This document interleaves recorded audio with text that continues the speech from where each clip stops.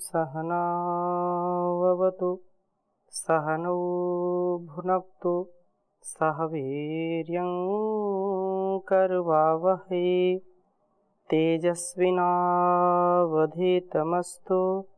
मा विद्विषावहै। ओम शांति शांति शांति। वैदिक जीवन पद्धति की इस कक्षा में आप सभी का पुनः हार्दिक स्वागत है, अभिनंदन है। वेदो अखिलो धर्म मूलम, वेद सब सत्य विद्याओं का पुस्तक है। वेद का पढ़ना, पढ़ाना, सुनना, सुनाना तथा अपने आचरण में लाना हम सभी श्रेष्ठ जनों का, आर्यों का परम कर्तव्य है। वेदानुकूल आचरण जो है, उस आचरण से हम अपने जीवन को पवित्र बनाते हैं, निर्विकार बनाते हैं और निरोगी बनाते हैं। प्राण साधना हमारे लिए अत्यंत आवश्यक है। यदि हम प्राण साधना करते हैं तो हमारा शरीर पूर्ण रूप से स्वस्थ रहता है। विगत कक्षा में हमने ऋग्वेद के 5वें मंडल के 52वें सूक्त का स्वाध्याय किया था। कुछ मंत्रों का प्रथम मंत्र का स्वाध्याय किया था और निसंदेह यह प्राण साधना के लिए अत्यंत उपयोगी सूक्त है। इसमें प्राण साधना की अत्यंत महिमा गाई गई है। दूसरे मंत्र में भी कहा, प्राण साधना से स्थिर बल की प्राप्ति होती है। जीवन यात्रा में हमारे शत्रुओं का धर्षण करके यह प्राण हमारा रक्षण करते हैं। वहीं तीसरे मंत्र में बात कही है, प्राण साधना के द्वारा प्राणों की गति सूक्ष्म होने पर सब अंधकार दूर हो जाएगा, तब मस्तिष्क दीप्त बनेगा, शरीर शक्ति सिक्त होकर के दृढ़ होगा। चौथे मंत्र में कहा, प्राण साधना के होने पर हम प्रभु के स्तवन में व श्रेष्ठ कर्मों में प्रवृत्त होते हैं। ये प्राण साधना मनुष्य को सदा रोगों और वासनाओं से हिंसित नहीं होने देती, अर्थात उनसे बचाती है, उनसे रक्षा करती है। वहीं 5वें मंत्र में कहा, प्रभु अर्चना में हम प्राण शक्ति का वर्धन करें। ये संपूर्ण बल ज्ञान प्राप्त कराने में समर्थ है। प्राण शक्ति हमारे सूक्ष्म बुद्धि को अविरल और एक रस बनाने के लिए अत्यंत आवश्यक है। छठे मंत्र में कहा कि प्राण साधना से इंद्रियां, मन, बुद्धि निर्दोष बनते हैं। रेत कणों की ऊर्ध्वगति होकर के ज्ञान दीप्ति होती है और ज्ञान से व्यक्ति प्रकाशित हो जाता है। और 7वें मंत्र में भी प्राण की चर्चा की है कि प्राण ही इस शरीर की त्रिलोकी को, शरीर के हृदय व मस्तिष्क को तथा नाड़ी संस्थान को ठीक रखते हैं। इसी प्रकार से 7वें 8वें मंत्र में भी कहा कि प्राणों का बल हमें सत्यवादी महान बनाता है। ये प्रणव, ज्ञान दीप्ति, आनंद व ऊर्ध्वरेता बनाने के लिए परम आवश्यक हैं। प्रभु के संपर्क को हम प्राप्त करते हैं, इसलिए प्राण साधना परम आवश्यक है हम सबके लिए। 9वें मंत्र में कहा, प्राण द्वारा ज्ञानाग्नि को दीप्त करके वह साधक पालन पूर्ण करने वाली ज्ञान नदी में स्नान करता है।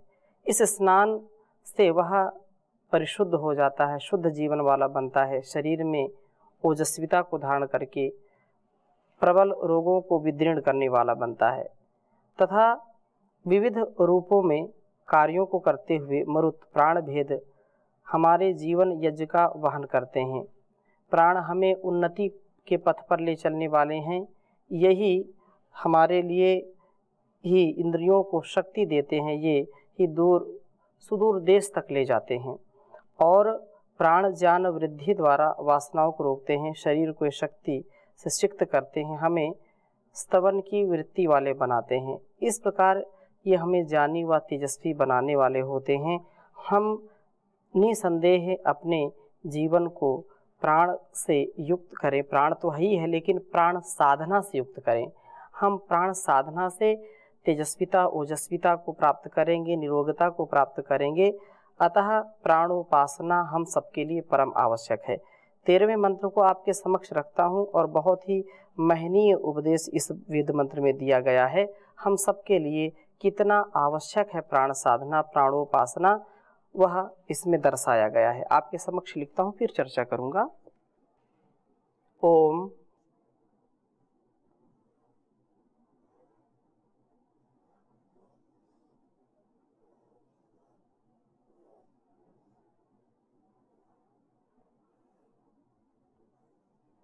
या ऋष्वा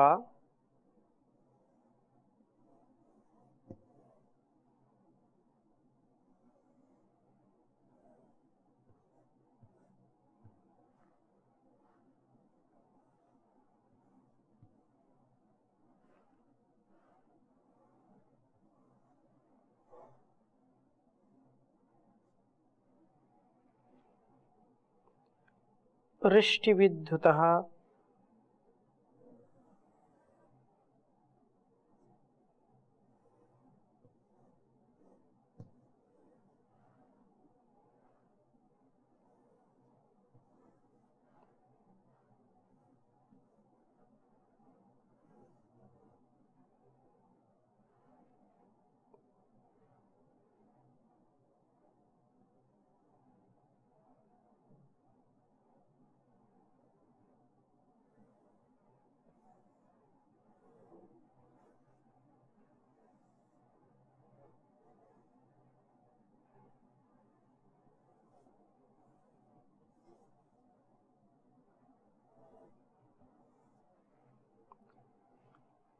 वृष्टिविद्युतः कवयः सन्ति वेधसः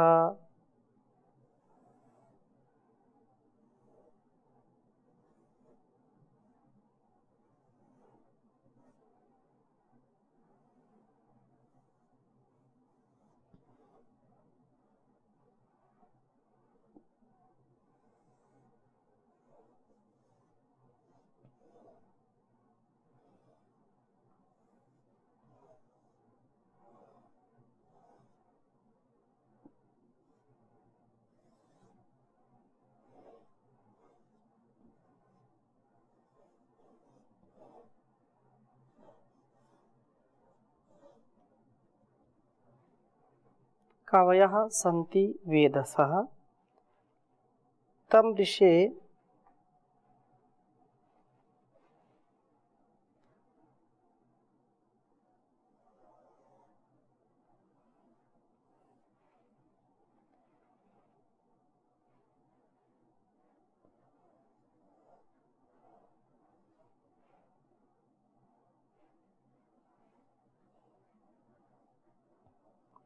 मारुतं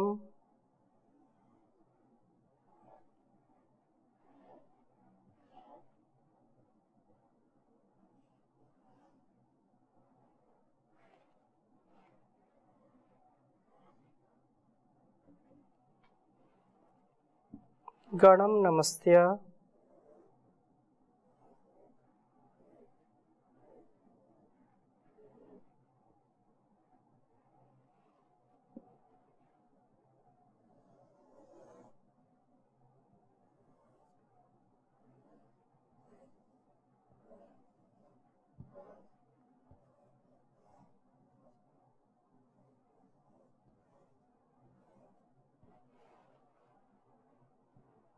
अरमया गिरा।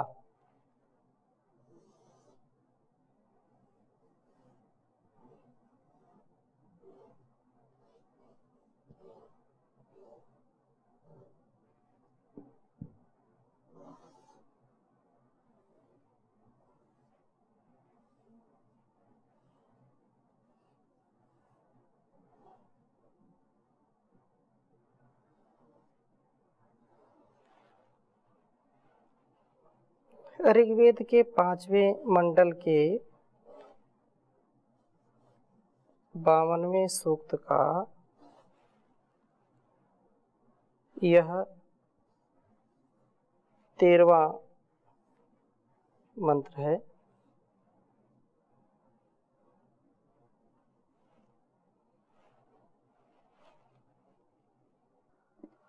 ओम यारिष्वारिष्टिविद्युतः कवयः सन्ति वेधसः तं ऋषे मारुतं गणं नमस्त्यारमया गिरा। ॐ यारिष्वारिष्टिविद्युतः कवयः सन्ति वेधसः तं ऋषे मारुतं गणं नमस्त्यारमया गिरा। बहुत ही सुंदर भाव है वेद मंत्र का। जो मरुतः, मरुत प्राण को कहते हैं, और ऋष्वाहा दर्शनीय है। जो मरुत प्राण दर्शनीय है। ऋष्टि विद्युतः इंद्रिय मन व बुद्धि रूप आयुधों से द्योतमान है। कवयः क्रांतदर्शी हैं तथा वेधसः शरीर के अंग प्रत्यंगों का सुंदर निर्माण करने वाले हैं। जो क्रांतदर्शी हैं तथा शरीर के अंग प्रत्यंगों को सुंदर बनाने वाले, निर्माण करने वाले हैं। हे ऋषे तत्वदृष्टः पुरुष तम मारुते गणम, उस प्राणों के गण को गिरा जान की वाणियों के द्वारा रमया शरीर में क्रीड़ा करा और नमस्य पूजित कर। प्राणों की शक्ति अद्भुत है, वे अपनी शक्ति के कारण दर्शनीय हैं। इंद्रिय मन बुद्धि रूप आयुधों को विद्योतित करते हैं, बुद्धि को तीव्र बनाते हैं, सब अंगों की शक्ति के विधाता हैं।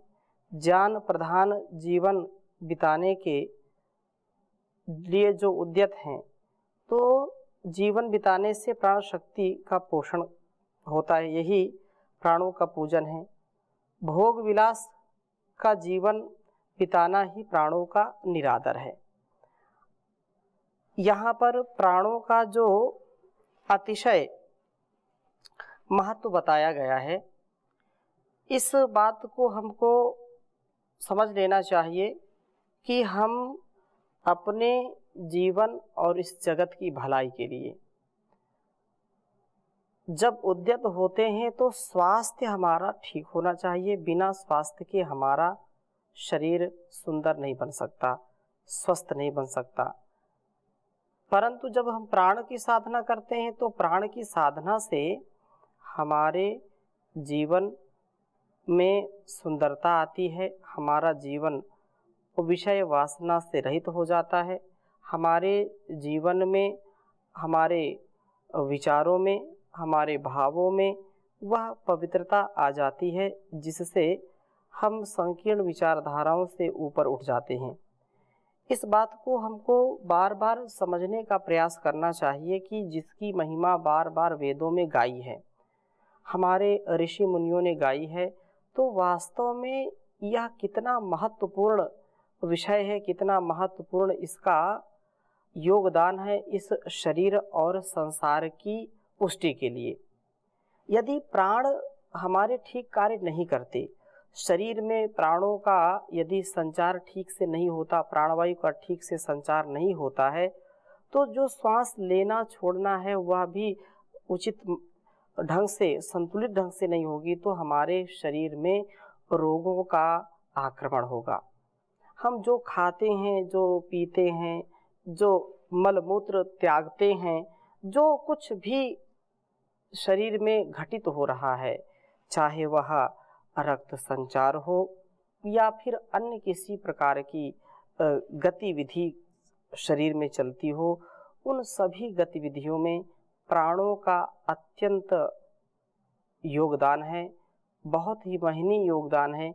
इसलिए प्राणायाम के द्वारा हम अपने इंद्रियों को सुदृढ़ रखें, व्यवस्थित रखें, स्वस्थ रखें, सुडौल अपने शरीर को बनाएं, सुंदर बनाएं।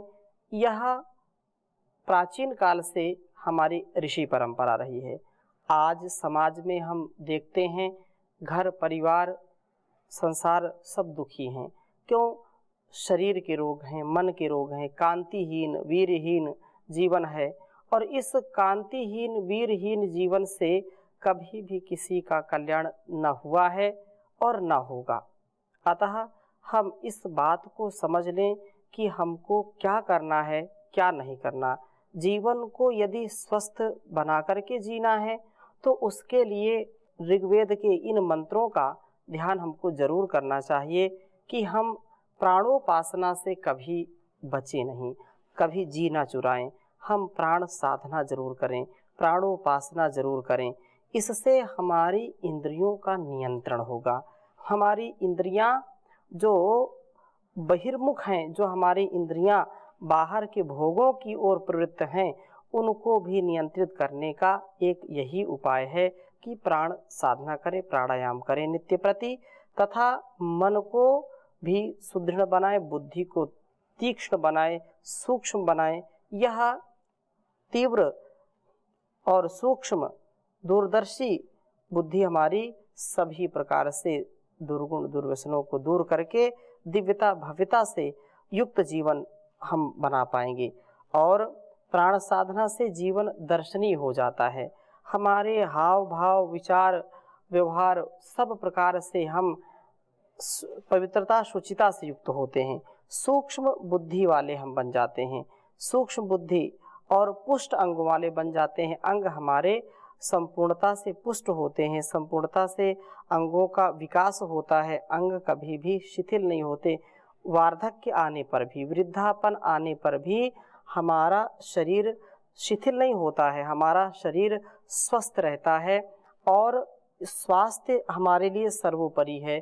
तन का स्वास्थ्य, मन का स्वास्थ्य, घर परिवार समाज का स्वास्थ्य, इससे हम सुंदर वातावरण बना पाएंगे। हम ज्ञान प्रधान जीवन बिताने वाले बने और प्राणों का पोषण व पूजन करें।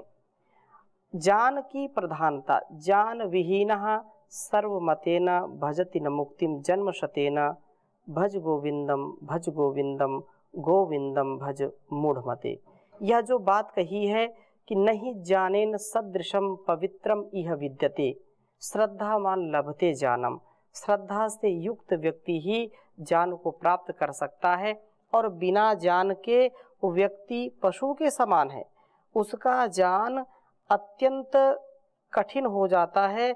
जो व्यक्ति इस प्रकार से अपने व्यक्तिगत या सामाजिक या सांसारिक जीवन में स्वस्थ नहीं होता है, विकृत मानसिकता का होता है या विकृत विचारों का होता है, जो भी हम बात कह लें, परंतु एक बात सुनिश्चित हम करें कि प्राण साधना करने वाला व्यक्ति कभी विकृत नहीं हो सकता है, कभी वह पथभ्रष्ट नहीं हो सकता है, कभी वह संकीर्ण विचारधारा का नहीं हो सकता है। उसकी बुद्धि शुद्ध होगी, पवित्र होगी और जीवन बहुत ही सुंदर बनेगा।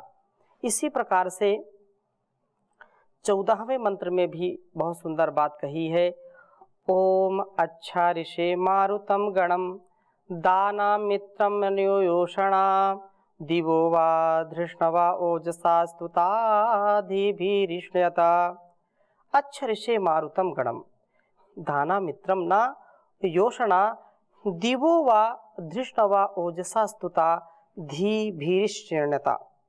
हे ऋषे, तत्वदृष्टा पुरुष दान के द्वारा, त्याग वृत्ति को अपनाने के द्वारा तथा योषणा स्तुति के द्वारा, प्रार्थना उपासना के द्वारा मित्रम न मित्र के समान मरुतम गणम इन प्राणों के समूह की अच्छ अर्थात इनकी ओर आने वाला हो। हम प्राणों की आराधना करें। इस आराधना के लिए आवश्यक है कि त्याग वृत्ति को अपनाएं। बिना त्याग के हम जीवन को सफल नहीं बना सकते, बिना त्याग के एक कदम आगे नहीं बढ़ा सकते अपने आप को। बिना त्याग के हम जीवन को किसी भी स्थिति में नहीं पहुंचा सकते हैं। त्यागमय जीवन, त्यागमय यह संसार, इसीलिए इसमें निरंतर विकास हो रहा है, निरंतर इसमें नई नई जो रचनाएं हम देख रहे हैं। क्यों?